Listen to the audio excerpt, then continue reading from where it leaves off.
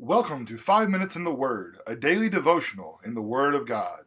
All right, Logan, there are a lot of people in the Bible, these characters that we idolize, we look up to, and say, I want to be just like this person. And we do that because they have faith in God and because, they have a life full of service. But not all of those characters always made the right choices. And sometimes that even though they were a spokesman for God or someone that was following after God, they sometimes made some really poor decisions, and we're not to follow after their poor decisions. We're to follow after their good decisions when they chose to follow God. So one of those characters is Samson. So why don't you tell us a little bit about Samson today? Samson, when we immediately think of Samson, we think about his supernatural strength. Right. He's on par with Superman. Right. He can do anything that requires amazing amount of strength. But like you said, some of the choices that Samson made, they were ill-advised. They were not the best decisions, especially in his spiritual life. So the first thing in which he did, we can find that in Judges 3. And it kind of doesn't really talk about Samson until chapter 13 of Judges. But to set the stage, we need to look at Judges 3. In Judges 3, starting in verse 5, so the people of Israel lived among the Canaanites, the Hittites, the Amorites, the Perizzites, the Hivites, and the Jebusites, and their daughters they took to them for wives, and their own daughters they gave to their sons, and they served their God. So that key word there, their gods. Right. It's not the God of heaven and earth. That would eventually lead, if the Israelites were to marry people listed here, that would eventually lead Israel from God. So Sure. If we look in chapter 14, in Samson's marriage, this is exactly what happens. Starting in verse 3. Chapter 14, verse 3.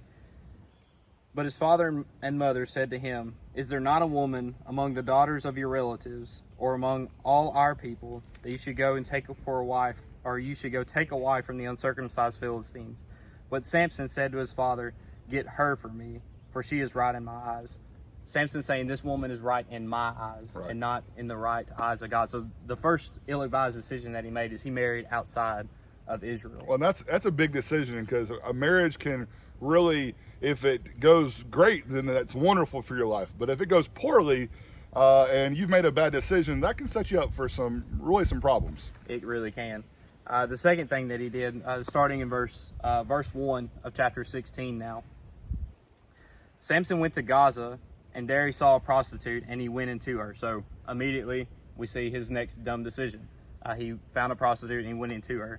And we'll see just the consequences of that decision here in verses 2 and 3. The Gazites were told, "Samson has come here," and they surrounded the place and set an ambush for him all night at the gate of the city. And they kept quiet all night, saying, "Let us wait here until the light of the morning, then we will kill him." So here Samson, unbeknownst to him, there's a plan to kill him, Right. just because he has come to Gaza and lied with this prostitute. But Samson lied until midnight, and at midnight he arose and took hold of the doors of the gate of the city and the two posts, and pulled them up, bar and all, and put them on his shoulders, and carried them to the top of the hill that is in front of Hebron. So Samson, because he was with God, managed to get out of that situation. But this next decision that he makes is ultimately leading to his demise. Just for sake of time, I'm not going to read all of it, but starting in verse 4 and going all the way through verse 20 of chapter 16, we meet Delilah. And this is the only time in the Bible that Delilah is mentioned. But she's a minor character in the totality of Samson's life, but she had the longest lasting effect. She did.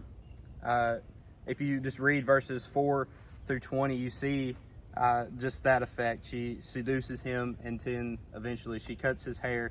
But the scariest part of this comes from verse 20. Verse 20 says, "And she said, 'The Philistines are upon you, Samson.' And he awoke from his sleep and said, 'I will go out as other times and shake myself free.' But he did not know that the Lord had left him." Yeah, that's a really important part here, that here he is. He knew that his hair, that his vow, that his oath that there before God was why God was there with him. And yet he gave it all up for a woman, for a woman that he really was more in, I guess, lust with rather than Yeah. love with. And she ended up causing him great pain and great sorrow. Yep. And it's interesting to see that all through the choices that Samson made, previously he had made, there's evidence that showed that he was a Nazarite. And when he was a Nazarite, the word dissected is one who's separated from others, who's set apart. And when we became Christians, Derek, we made that choice too. That's right. We made the choice to live a life that is separate from the world, and we are set apart because we are God's chosen people. Yeah. So I guess in conclusion of looking at Samson in the life that we live today, the key thing is to make the choice to be holy, because when we put on Christ in baptism, we're made holy because of Christ's blood.